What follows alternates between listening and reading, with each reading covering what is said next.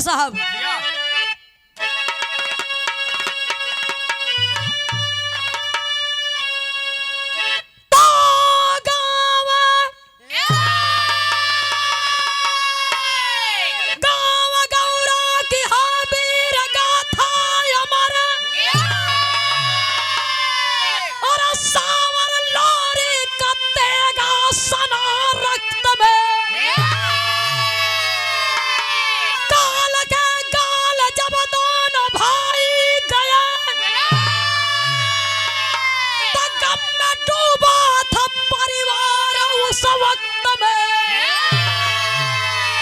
एक दिन दुर्गा अभोरिक से कहने लगी, और जब तक पिंडा न पाएंगे पूर्वज ललन, जीव उद्धार होगा नहीं दान का। शोक में पड़ गए सुने अभोरिक वचन।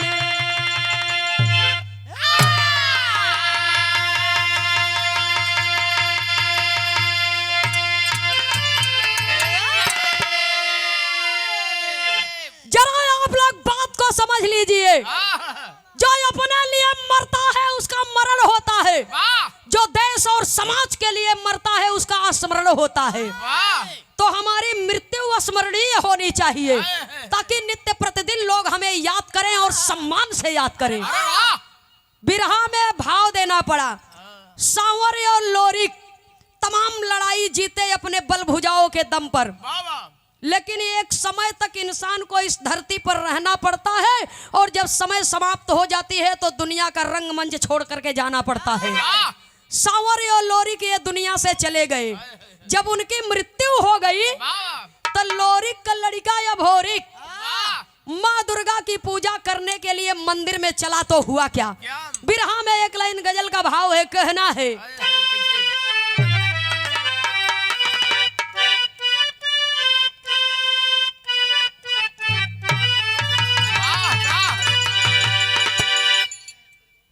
अरे लोहा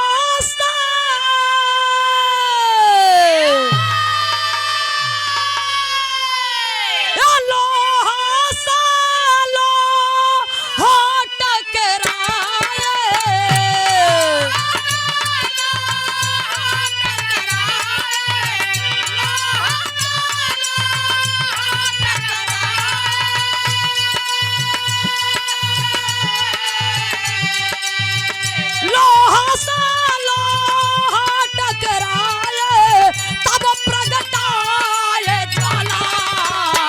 धन्य है वो माता जिसने शेर को है पाला, धन्य है वो माता जिसने शेर को है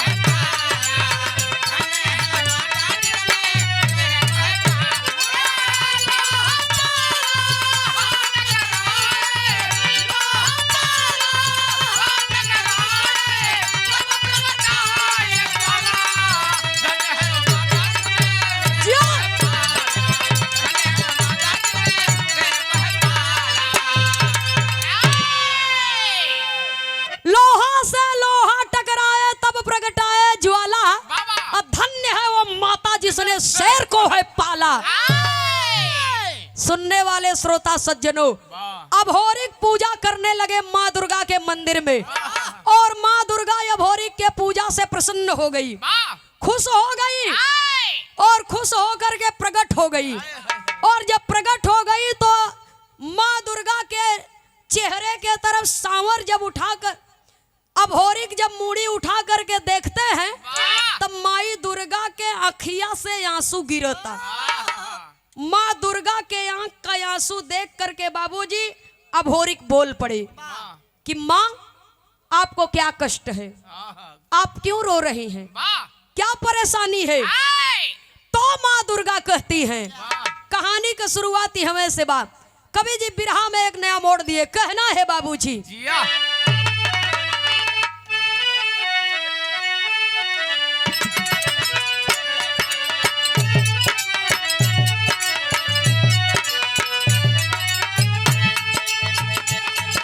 सुनत बचनिया माँ दुर्गा के भोरी के दुख बढ़ाया पार, कहन लगे मजरी से जाके आता एक प्रश्न बरियार पिंडा अब तक मिला न पितुके कारण कवन कहो निरुआर सुनत बचनिया तब भोरी के माई कैली टार बेटार सुनत बचनिया तब भोरी के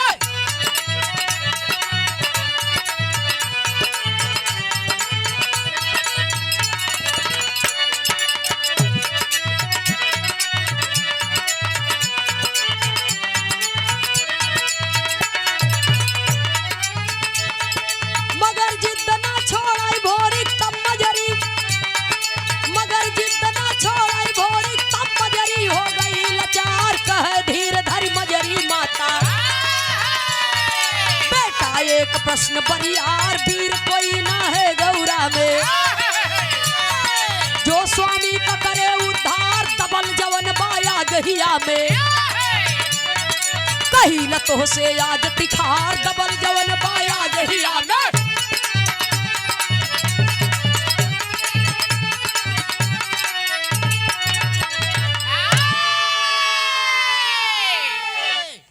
सुना वाले बाबूजी माई दुर्गा कहे सुना मेरे दोनों बेटे सांवर या लोरिक ये दुनिया में नहीं है और मैंने उनके तलवार पर सवार होकर के बल भुजाओं पर सवार होकर के दुनिया की हर लड़ाई उन्हें लड़ाई है और जीत दिलाई है तो हमार बेटवा दोनों ये दुनिया में नहीं है तो तोहार दायित्व तो बना था हमारे दोनों लड़कन का आत्मा भटकत बा सांवर और लोरिक का आत्मा भटक रही है उन्हें पिंडदान क्यों नहीं मिला जब ये इतना बात सुनत है न भोरी कहे माई हम कहा जानी काहे पिंडदान नहीं मिला कहे जा करके अपनी माँ मजरी से पूछो और जब मंजरी के पास जाते हैं तो माँ मजरी कहती है कि सांवर और लोरिक के जाने के बाद गौरागढ़ की धरती वीरों से खाली हो गई तो माई पिंडदान देवे में वीर का कवन जरूरत बा पिंडदान करे में तो बेटवा या नाती पोता का जरूरत होले वीर का करी है वो में कहें आप नहीं जानते पिपरी का राजा सुरपति इतना अन्यायी है इतना अत्याचारी है इतना खुराफाती है उसके मन में विश्व विजेता बनने की सनक सवार है तो काशी की धरती पर आता है और जो भी जा करके अपने पुरखों का पिंडदान उससे पहले कर देता है उसकी गर्दन राजा काट देता है और अपने परिवार की ये परंपरा है कि हम किसी से पीछे होकर के चलेंगे नहीं मर जाएंगे लेकिन सर नहीं झुकाएंगे जब ये तना बतिया सुनत है न भोरिक तब तो उनके लगी गुस्सा कहे माई बांसे का कोठी में बसवे पैदा हो तो चिंता मत करा हमार बात सुना अब होरिक माँ मजरी को समझा रहे हैं और समझा करके कहते क्या है बिरहा में एक लाइन तर्ज का भाव है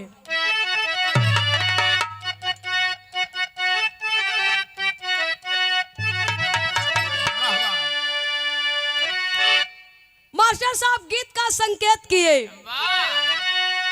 अरे छोड़ी गईले रे रात सुतले सजरिया पे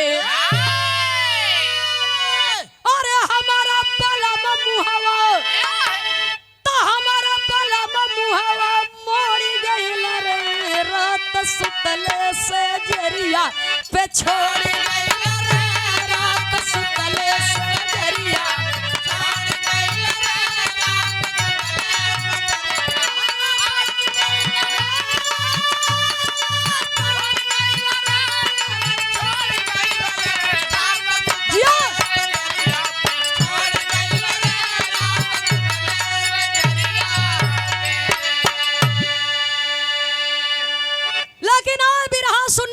श्रोता सज्जनों जरा गौर करिएगा माँ मजरी से अब होरिक कहते हैं और कहते क्या है अरे मिटाई दे बहो उनकर बाढ़ लगू मनवा मिटाई दे बहो उनकर बाढ़ लगू मनवा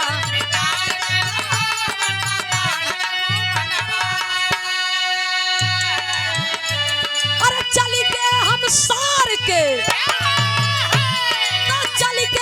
सार के भगाई दे बहो उनकर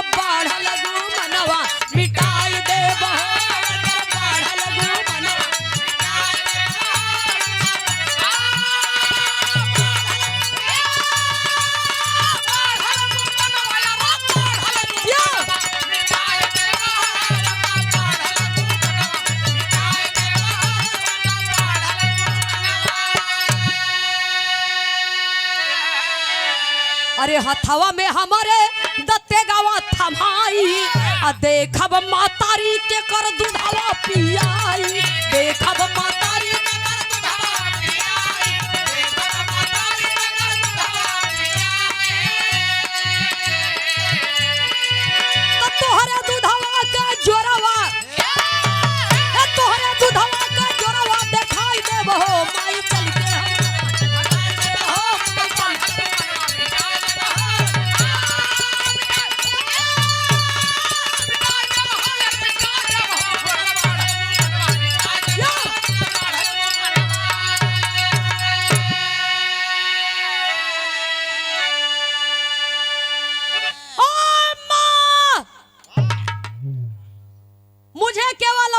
आशीर्वाद दे दीजिए और मैं चल करके दिखा दूंगा कि वीर के घर में वीरे पैदा होई कायर पैदा ना होई घरे से निकलब तो दादा यो पिताजी के पिंडा तब पार के अइबे करब और जबरदस्ती करी तो ना हो कि हम पिंडा पार के तब लौट के आओ। जब माँ मजरी सुनती है बाबूजी तो घर के भीतर जाती हैं, आरती की थाल सजा करके अपने स्वर्गीय लोरिक यादव की तलवार लेकर के आती हैं। स्वर्गीय पति लोरिक यादव की तलवार लेकर के आती हैं और अपने बेटवा के हाथे में थमावत है। बेटवा के हाथे में थमाए के माई कहत का है और विदाई कैसे करत है। बिरहा में एक लाइन तर्ज का भाव है, लेकिन तर्ज से बढ़िया भाव हमारे बिरहवा में बा, फर्ज में बा।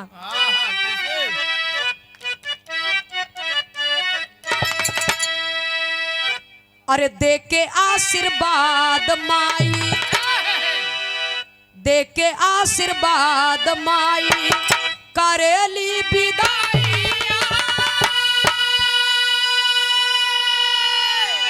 दे के आशीर्वाद माई करेली विदाई, चला है बहादुर वीरा जंग लड़वैया, दे के आशीर्वाद माई करेली विदाई, चला है बहादुर वीरा जंग लड़वैया, दे के आशीर्वाद माई।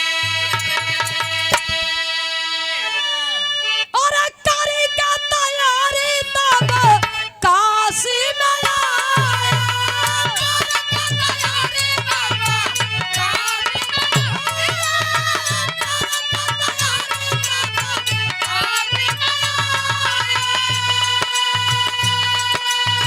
शशिधर पंडा से अरज सुनाया, शशिधर पंडा से अरज सुनाया,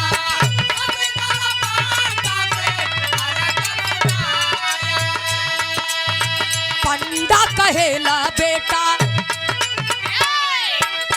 पंडा कहेला बेटा बना मत मुदाइया, चला है बहादुर वीरा जंग लड़वैया, पंडा कहेला बेटा बना मत मुदाइया, चला है बहादुर वीरा जंग लड़वैया, पंडा कहेला बेटा। सुनने वाले श्रोता सज्जनों, माई का आशीर्वाद पा करके, माँ का आदेश पा करके अब होरिक यादव चले हैं। गौरागढ़ की नगरी से प्रस्थान किए, काशी की धरती पर आए और जब काशी की धरती पर आए तो शशिधर नाम के पंडा से मुलाकात हुई, सारी बात बता दिए और जब सारी बात बता दिया तो शशिधर पंडा समझावत हन अब होरिक के, समझाए के कहत कहान बिरहा में तर्ज बदली मास्टर साहब। अपने जमाने को यह सब सुपर हिट धुन रही, ये तारा बानो फैजाबादी जी की गीत रही। कैसे हो? कौन सी गीत रही?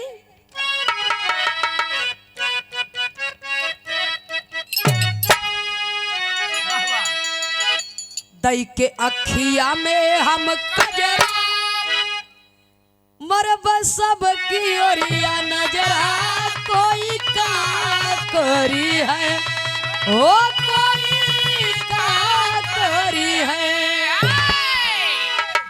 सुने वाले बाबूजी, लेकिन बिरहा में कवि को संकेत करना पड़ा। शशिधर पंडा समझा रहे हैं कि मेरी बात मान जाओ लाल, अन्यथा अनर्थ हो जाएगा। कहते क्या है? अब ही नाजुक बाई उमरिया, समझा रहे हैं, अभी बचपना है। लड़कपन है लाल। अब ही नाजुक बाई उमरिया, झूठ करेला जबरिया, बतिया मान जाइबा, हो बतिया मान जाइबा। अब ही नाजुक बाई उमरिया, झूठ करेला जबरिया, बतिया मान जाइबा, हो बतिया मान जाइबा। अब ही नाजुक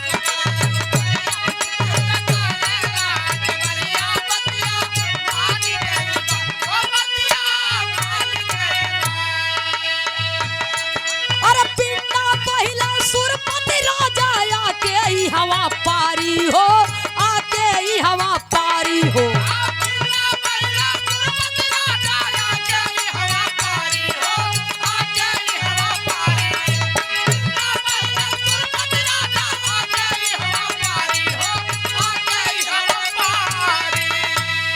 अरे अगर जजबरी करबा बेटा जय बजान से मारी हो, जय बजान से मारी।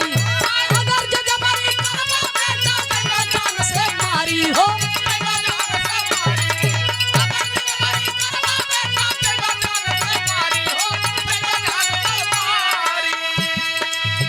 तो चली है तेगा तलवरिया, कटी है रनवा में मौरिया, बतिया मान जाइबा, हो बतिया मान जाइबा। अब होरी के शशिधर पंडा समझावा था कि आ बेटा, अब वही उम्र नाजुक बा, तोर दूध के दांत नहीं टूटल बा, उम्र तोहार नाजुक बा। आई नाजुक उम्र में उ राजा के सामने तू टिक न पौबा एको घड़ी। एक काम करा, वापस चला जा, नहीं माई के मांग तो सुनी हो ही गई बा, गोदियो सुनी हो जाई। शशिधर पंडा समझा रहे हैं, लेकिन अब होरी डांट करके कहते हैं, बिगड़ करके कहते हैं। कवि को विरह शैली में टेरी के भाव में लिखना पड़ा।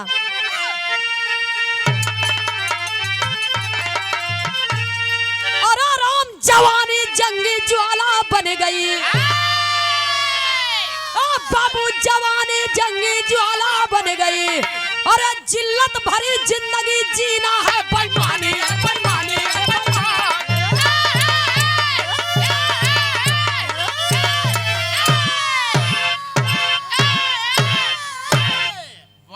कर क्रोध है भोरी कहन लगे, कर क्रोध है भोरी कहन लगे, पिंडा मैं पहले पारूंगा। अरे खल कर रुकावट जो कोई मर जाऊंगा या मारूंगा।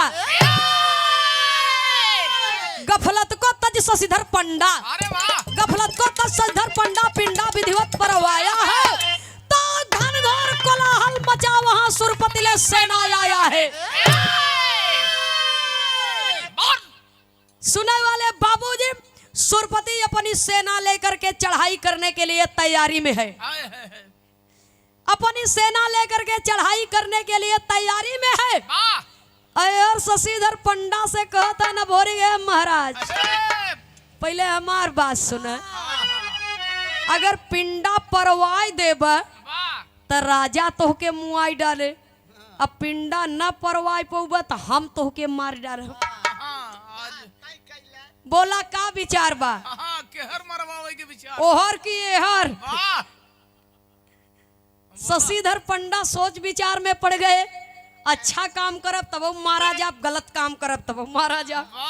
एक और कुआं एक और खाई राम कौनी और विचार विमर्श किए, कहे अच्छा पिंडा परवाई दे, सब दिन गलती काम के है, संकेत करना पड़ा।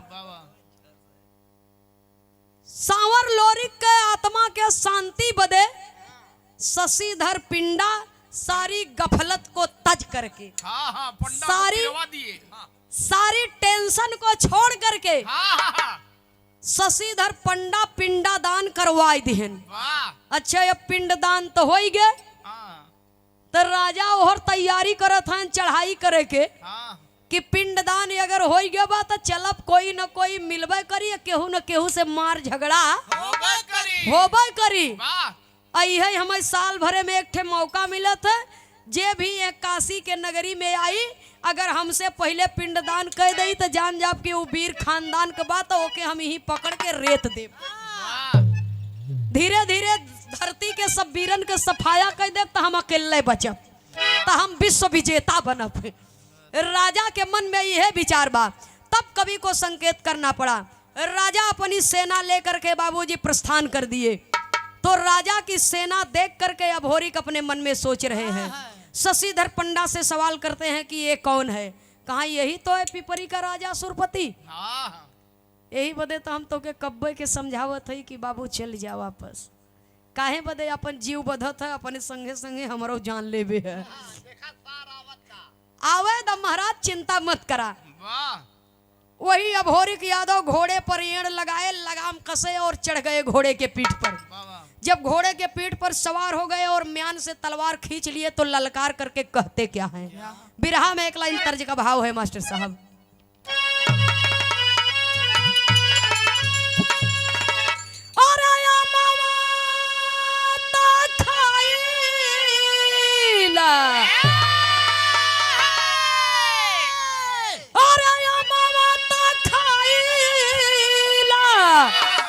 कुसुलिया हिच के मरला दगिया लागल बाला मुँह की दगिया लागल बाला मुँह ता हमारी धानी रंग चुनरिया दगिया लागल बाला मुँह की हमारी धानी रंग चुनरिया दगिया लागल बाला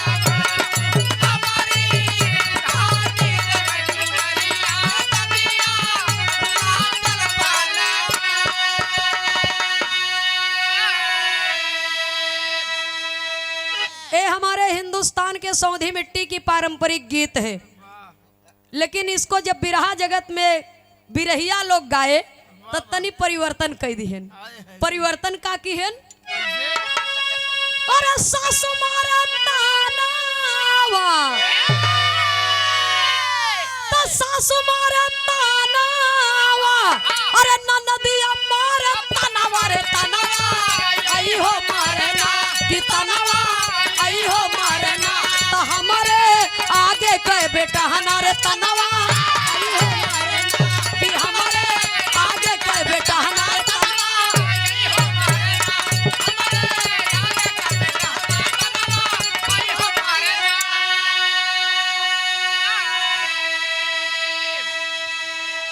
गायिका कहे हमारे आगे का बेटा हना तनवा ई हो मारे ना, गायक लोग कहे हमरे अगवा के बिटिहनी तनवा इहो मारे ना।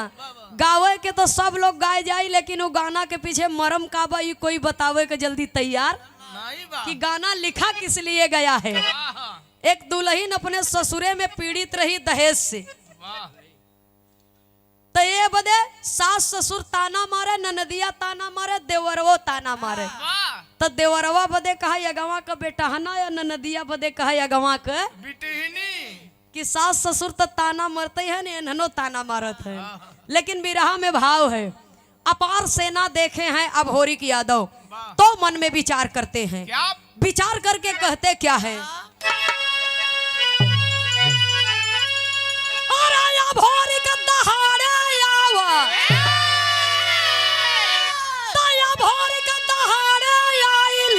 चढ़ के आजा घतिया रे लजिया जाई कैसे, लजिया जाई कैसे, त जेकर बनल बा समझिया रे लजिया जाई कैसे, जेकर बनल बा समझिया रे लजिया जाई कैसे, जेकर बनल बा समझिया रे लजिया जाई कैसे।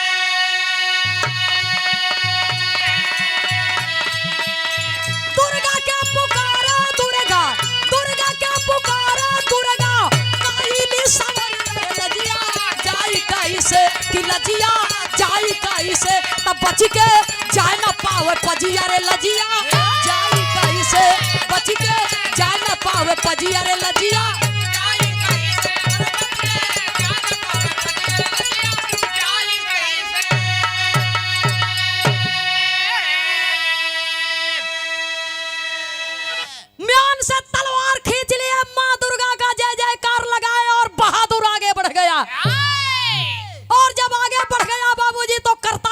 बिरहा में एक लाइन तर्ज फिर लिखना पड़ा। देखो है कि स्वर्गीय बाबू रामदेव जी बनारस की धरती से गाया करते थे। दद्दा लोग दद्दा लोग रहे, नंदनिया नंदनीय रही। नंदनिया से तो उतना बढ़िया नहीं बनी, लेकिन लह जाई तो शेर है, ना लही तो सवा शेर है। तो देखो गाना वो नहीं के बाद, लेकिन अंदाज कलाकार अपन अपन लगावत है, इसलिए कवि को संकेत करना पड़ा। बिरहा में तर्ज कौन बा मास्टर साहब?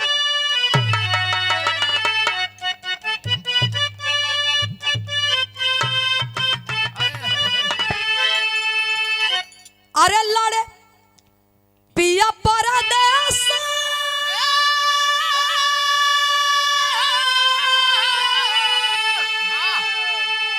अरे पिया परदेसिया न भावया गनावा, अरे बिरही बनल बास जारिया हो मोरी, उड़ी उड़ी जाले अचरिया, मोरी उड़ी उड़ी जाले अचरिया।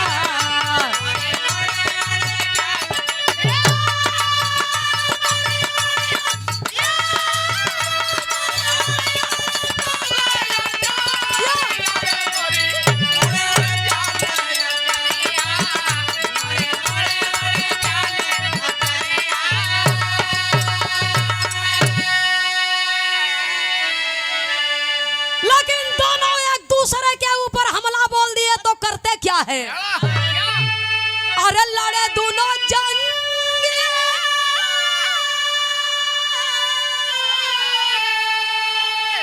ये लड़े दोनों जंगी, और कटरिया के चूमी, अरे कुदारण पीछे जवानवा हो धन आहिरे के ललनवा, धन आहिरे के ललनवा।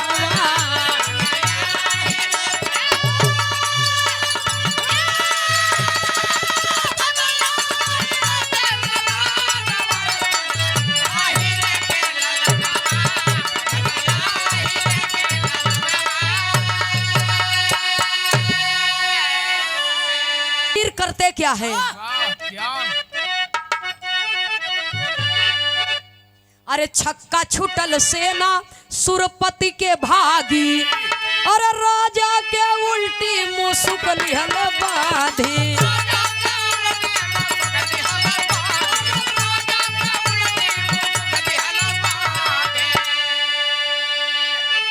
तकरी खपतावा नगरी में घूमी,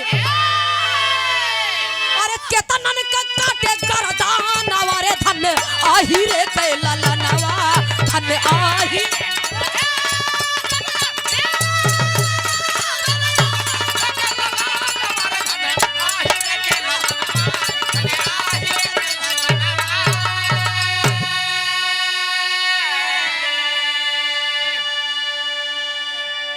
हिम्मते मर्द मदते खुदा, अकेला तन्हा है बाबूजी अभोरी किया दो। और माँ दुर्गा का जय जयकार लगाया, मन में हिम्मत बा तो भगवानो मदद करे बदे अइबे करी। माँ दुर्गा का जय जयकार लगाया बाबूजी। माँ दुर्गा जौने समझ सवार हुई है अभोरी के भुजा पर, और तलवार जब निकाल लिए म्यान से, तो जौने ओरी अभोरी का तलवार घूम जाए, और एकदम मोहर का मैदान एकदम साफ, काट काट के एकदम खरिहान कर दिए, काट काट के एकदम खरिहान कर दिए। और जितनी सैनिक रहा जौने ओरी उनकर तलवार घूमे। सुने वाले बाबूजी, अभोरी का ऐसा विकराल रूप देख के, ऐसा वीरता भरे जोश देख करके, कजनी कितना राजा का सैनिक अपने मन में सोचे लागेन कि जिंदा रहो तो ये दुनिया में बहुत राजा के यहाँ नौकरी करे के मिली, मर जाब तो हमार मेहरारू लड़का अनाथ हो जाई। पता नहीं कजनी कितने डर के मारे भाग गए, कितने मारा गए, और कितने ऐसा लेट गए जैसे हाइड्रोसील का ऑपरेशन कराए हो, जना सही सही वो मर जवा हैं। वाह अब उनके सांस ही नहीं आवत जाता कि शायद काजन मरई छोड़ के समझ दे, हमें बख्श दे, वाह हमार जिंदगी छोड़ दे। यही बात के सोच के बाबूजी कजनी कितने भाग गए, कजनी कितने मारा गए, कजनी कितने नखड़ा कह के मोहे के बले लेट गए। अब राजा अकेला ही बचन तो भागे के कोशिश करत है। वही अभोरिक दौड़ करके पकड़ लिया और उल्टा मुसुक करके बांध लिया और बांध के मोहे में करिखा पोताई के अब बढ़िया गदही पर बैठाई के काशी नगरी के भ्रमण करावे लगे। और जब काशी नगरी का भ्रमण कराने लगे तो राजा के बिटिया एक लौती संतान जेकर नाव बा केवला पतिया, जितने गजब का खूबसूरती रही उतना ही खतरनाक बा बाबूजी। जितना ही गजब का खूबसूरती बा उतना ही वो खतरनाक बा। एक नंबर का जादूगरनी, एक नंबर का जादूगरनी आई अपने पिताजी की सारी दुर्दशा जान करके सोचती है कि जिस पाजी ने मेरे बाप की दुर्दशा की है मैं उसे छोड़ूंगी नहीं। और जब काशी के नगरी पर आवत बाबूजी, जब अभोरिक के ऊपर नजर पड़ता तो कुछ सिपाही लोगन से जब जानकारी हो गई कि ते अभोरिक हैं तो गलती कहाँ होता कि अभोरिक के वीरता पर केवला पतिया मन ही मन प्यार कई बैठी रही कि जिंदगी में कभाऊ देखे तो नहीं है, लेकिन अगर शादी होए तो अभोरिक से होए और ना ही बारी कुंवारी। अब एक तरफ मन का मितवा है और एक तरफ पिताजी की बेइज्जती। तो सोचत बा बाप का बेइज्जती के बदला ले कि अपन सपना सजाई। तो बीच का कोनो रास्ता निकाल ले कि ताकि हमारे पिताजी के बदला भी चुक जाए, बेइज्जती के बदला भी पूरा हो जाए, हमारा सपना भी पूरा हो जाए। तो करती क्या है बाबूजी, बिरहा में पहपट के लाइन में लिखना पड़ा।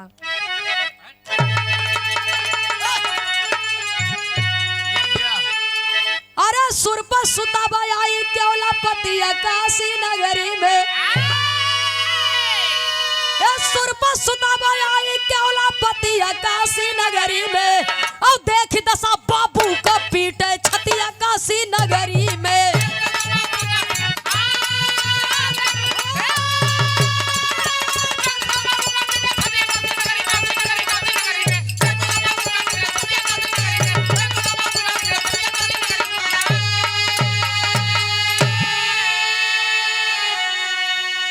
अरे क्रोध में आके केवला पतिया जादू दिया चलाई हो, अब बना के सुगना तब भोरिक के पिपरी में ले जाई हो।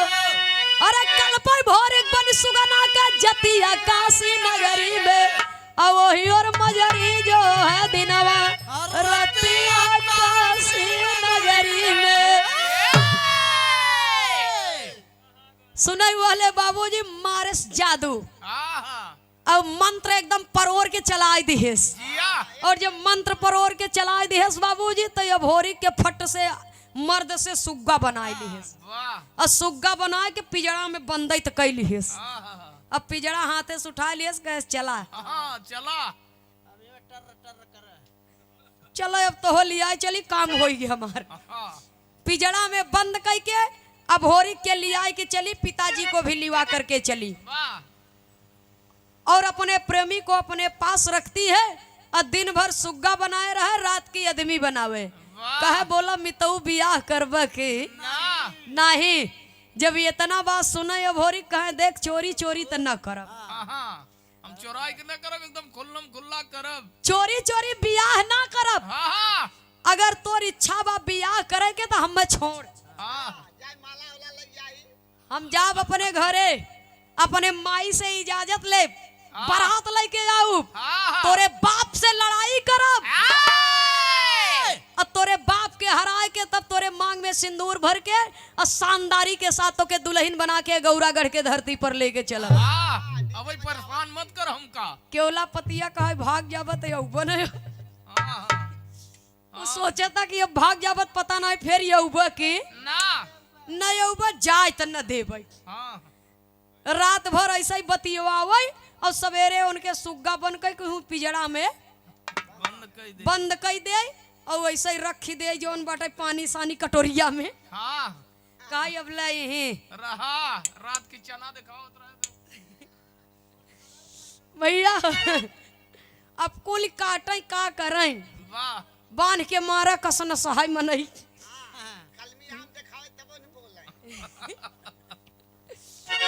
उनकर त जिद रहा चोरी चोरी बियाह न करब हुक जिद रहा कि छोड़ देब तो फिर यौबा के न यौबा ऐसे बढ़िया छोड़ब न। सुने वाले बाबूजी धीरे धीरे टाइम बीतने लगा और जब कुछ दिन समय बीत गया तो माँ मजरी यहर परेशान होते आल्हा के लाइन में कवि को संकेत करना पड़ा।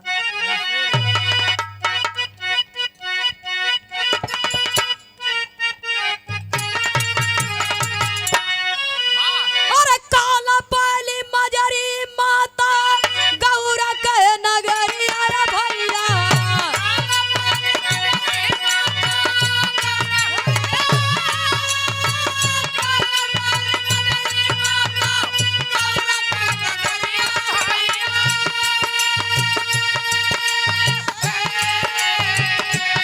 अब तक न आए हमारे गोदी का दुलार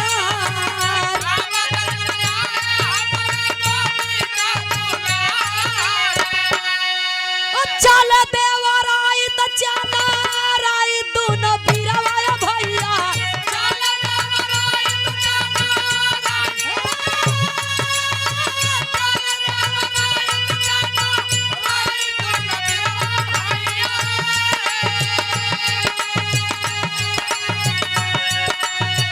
जोगिया का भेसावा बगल में सितार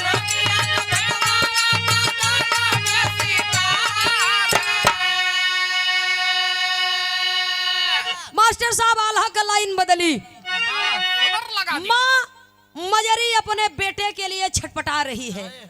माँ की ममता आज छटपटा रही है कि मेरा लाल अभी तक आया नहीं मेरा बेटा अभी तक आया नहीं मेरे कुल खानदान का चिराग अभी तक लौट करके नहीं आया क्या बात है। माई मजरी अपन परेशान होता छटपटात है लेकिन देवराइच और चनराइच से ही बात बर्दाश्त नहीं होत बा। माई का व्यवस्था देख करके बाबूजी देवराइच चनराइच चले पता लगाने के लिए और जब पता लगाने के लिए चले तो पहुंचे कहाँ अगली लाइन में कवि को लिखना पड़ा।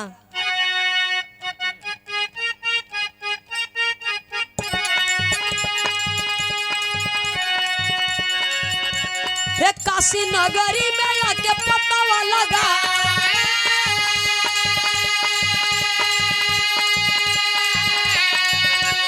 शशिधर पंडा कैले भेद निरुआ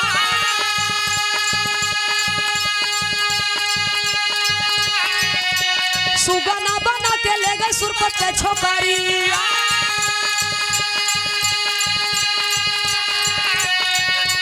जमुनी के भेजले खबर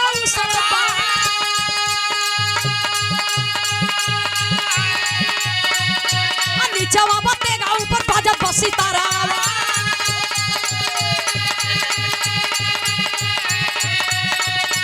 बाबू नीचवा बतेगा ऊपर बाजत बसी तारा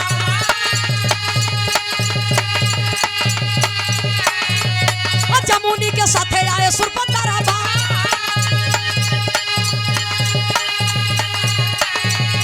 झूमी करके तीनों जोगी गावले भजनिया तबले क्यों ला पतिया बदी हला पधा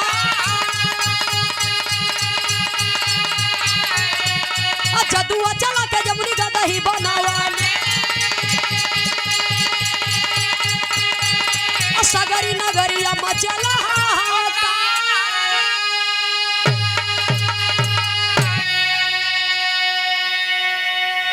सुनने वाले श्रोता सज्जनों जरा गौर करेंगे। शशिधर पंडा से दीदार हुआ काशी की नगरी पे देवराइच चनराइच को सारी बात शशिधर पंडा बता दिए और जब बता दिया तो देवराइच चनराइच समझ गए कि ओ ये तो लड़ाई और तलवार से बाहुबली और तलवार से लड़ाई वाली लड़ाई नहीं बा तलवार से ना फरियाई ये तो जादू का मार बा तो तो जमुनी भी एक नंबर की जादूगरनी थी। वाह जमुनी को संदेशा भेजे, जोगन और जोगी का रूप धारण करके राजा की नगरी में पहुंच गए पिपरी में। वाह भजन गाते गाते नगरी के लोग सुने, राजा के दरबार में जाकर के बताए कि आज तक ऐसा भजन गावे वाला है और गावे वाली के ना देखली। महाराज एक बार आपके दरबार में अगर वो जोगी और जोगन के भजन हो जाए तो मजा आ जाता, आनंद आ जाते। वाह राजा सुरपति जब इतना बात सुने तो बुलवा लिए वाह और भरे दरबार में बाबूजी जमुनी और देवराई चनराई झूम करके भजन गाने लगे। और जब झूम करके भजन गाने लगे वाह तो भजन के सुन के राजा के बिटिया केवला पतिया वो जो सुग्गा बने के अब होरिक के रखे रही, पिजड़ा हाथे में उठाए ली, वाह कहे चल चली तो है भजन सुनाई लिया का जान तोहरे दिल दिमाग का ताला खुल जाए। भजन ये सुन के का जान सही गलत में फर्क करे जान जा। अब भाई हमारे प्रेम के समझ नहीं पावत है, भजन सुनबा तो शायद है कि तोहरे मन में कुछ परिवर्तन हो जाई। और लेहे पिजड़ा बाबूजी अंटा पर से उतर के आवता कहाँ, दरबार में। और दरबार में बाबूजी और जब जमुनी माई देखत हईन अब होरिक के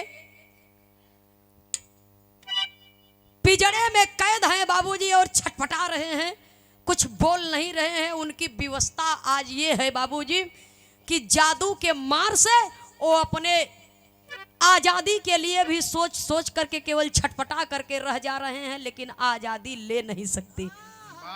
पिजड़े में कैद हैं और माई जमुनी जब इतना बतिया देखत हैं तो करत का हैं, और वह झट से सबके नजर से बच बचाए के दोनों जोगी तो और भजन गावत हैं, झूमत हैं, सब तो भजन में मस्त हैं।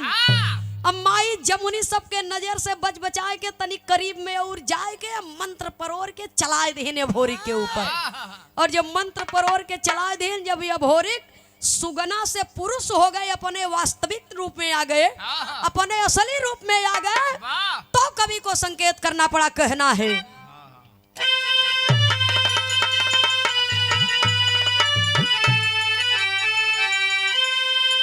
अरे देखी हाल सब सुरपति के,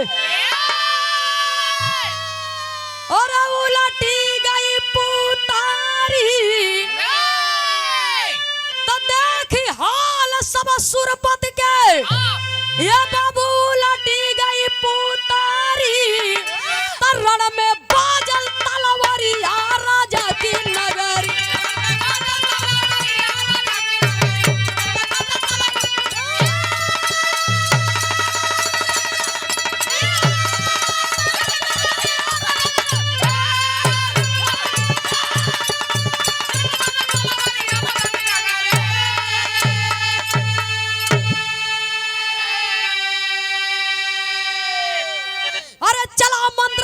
उस दम भोरी को मर्द बनाई, तो देख जंग तीनों भाई का असुरपति का घबराई, जाके धैली हला पयरिया राजा की नगरी। अभोरिक के अभोरिक बनाई दीन और केवला पतिया के जादू मार के गदही बनाई दीन। अभोरिक के अभोरिक केवला पतिया के जब गदही बनाई दीन, और जब तीनों भाई अपने असली रूप में आ गए, अयहर देवराई चनराई भी जोगिया बाना उठा करके फेंक दिए। अब भीतर फेटा कटार कमर में बांधे और निकाल लिए बाबूजी, खींच लिए तलवार म्यान से और लड़ाई करने लगे। अब केहू के ऊपर अचानक से हमला बोल देबा तो लोग का करी, खाली मुंह ताकी देखी। सुने वाले बाबूजी का मालूम, अभी हमार गदहा जब बहुत सुस्त बना है, तोरे गदही का आवाज सुना दे। हमरे यहाँ नौटंकी होता नौटाखा में के हैं, जोकर वाला पाठ कह सकत थी ए मास्टर साहब।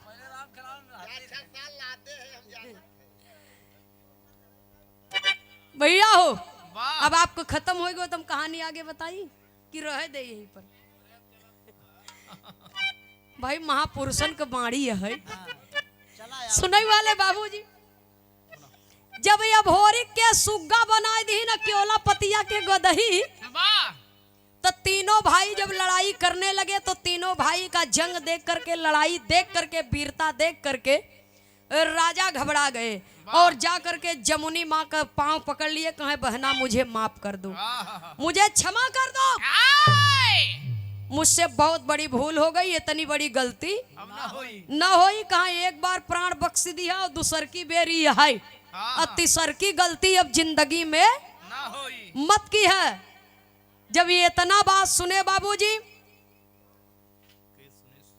राजा साहब तो कह रहे हैं कि मुझे छोड़ दीजिए, अब तीसरी गलती जिंदगी में कबो होई ना, तीसरी गलती जीवन में अब कबो ना होई। और तब तक अभोरिक तलवार लेकर के पहुंचे और राजा के गर्दन पर तान दिए, और जब तलवार तान दिए तब माँ जमुनी कहती है कि नहीं बेटा, हटा ले तलवार, ये तलवार को हटा लो। नहीं माँ, मैं इसे नहीं छोड़ूंगा, आज रेल के छोड़, ये अधर्मी है, ये पाजी है, अगर ये धरती पर रहेगा तो ना जाने कितने निर्दोष लोगों की जिंदगी चली जाएगी इसके घमंड और अहंकार के कारण, इसलिए मैं इसको छोड़ूंगा नहीं। तब माई जमुनी कहते हैं कि सुना लाल, ये दुनिया में वीर पुरुष का शान मारा जाता है, जान नहीं। तो जब शान एकर मर गए तो जान मारे फायदा कवन, एक छोड़ दा, कहे माई छोड़ तो देवे, लेकिन एकर एकठी बिटिया बा, वह केवला पतिया, वो पगली हमसे बहुत प्यार करत है, इतना दिन ओकरे संगत में रह के हमहू के ओसे मोहब्बत हो गया।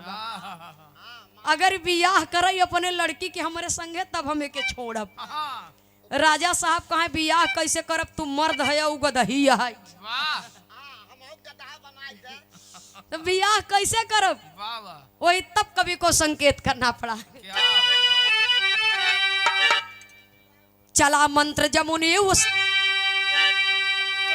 भूप अर्ज सुनी जमुनी, केवला पति आके सुबरन कैली,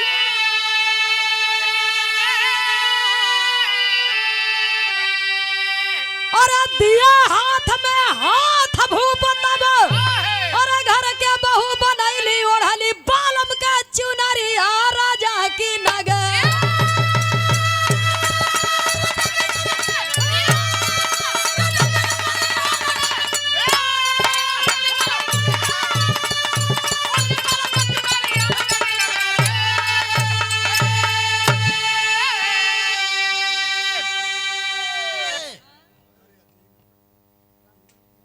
जादू चला करके केवला पतिया को भी असली रूप में जमुनी लाती हैं बाबूजी। सुनने वाले बाबूजी, बड़े प्रेम पूर्वक से राजा साहब अपनी लड़की की शादी की तैयारी करने लगे, तो अंतिम लाइन में एक लाइन हमारे इलाहाबाद में गाया करते हैं, कैसे गावा मास्टर साहब?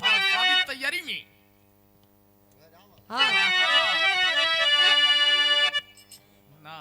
मतारी बहन लोग गावत ही, राजा अपने बिटिया का बियाह का तैयारी करत है, और जब बिटिया का बियाह का तैयारी करत है तब का होत बा,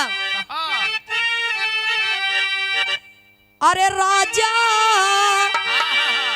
राजा पंडित बोलावई जल्दी, लगना धारावई धन धन बिटिया हमार,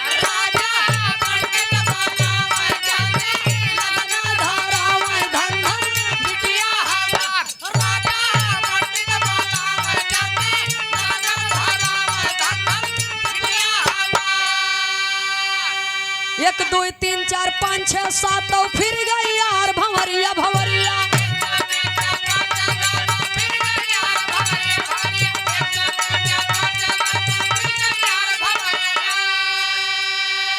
अरे दुल्हन बन के चल भइली तब, अरे राजा जी के कुंवरिया, तब माई मोतिया लूटावे झटबी दाई करावे धन धन बिटिया हमार,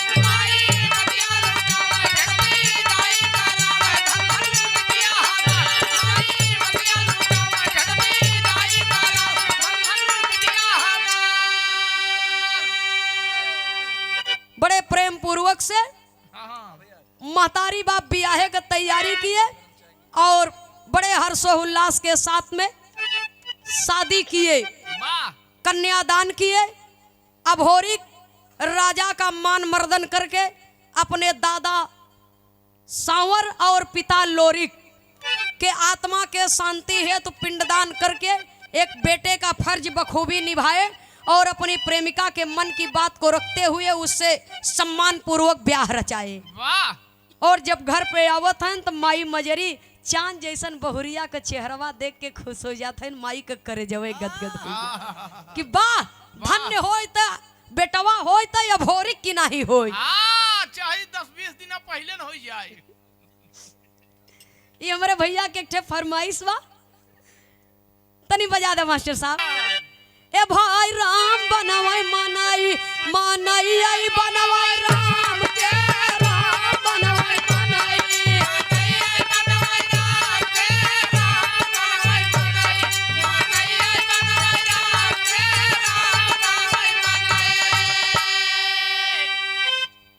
अरे राम के बनावल मनाई डोलाई और बोलाई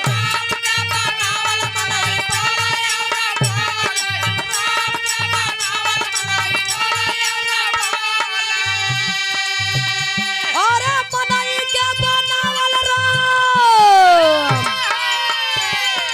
मनाई के बनावल राम नहीं कौनो काम के राम बनवाई मनाई मनाई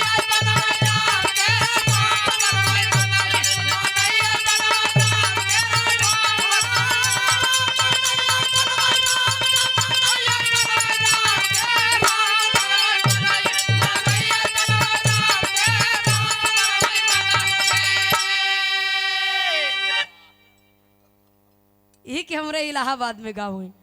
अरे राम झकोरा मारे झूलनी ए सुनाई वाले पंचौ झकोरा मारे झूलनी ऊ है साड़ी लहराई हो झकोरा मारे झूलनी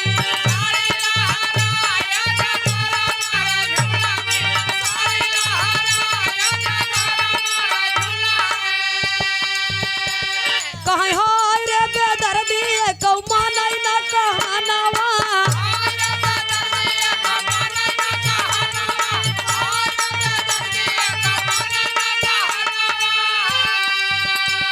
अरे चढ़ली जवनिया ना कैलैया गवानावा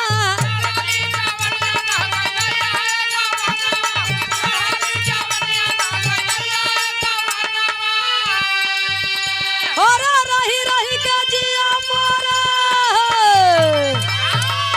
रही रही के जिया मोरा बहुत घबराई रे झकोरा मारा होय होय साड़ी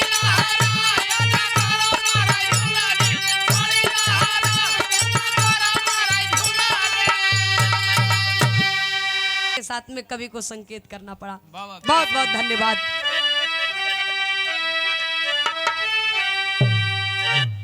स्वामी सीता राम हित कवि लहुरी स्वर्ग सिधारे मंगल यादव जौनपुरी जी सुंदर गीत सवार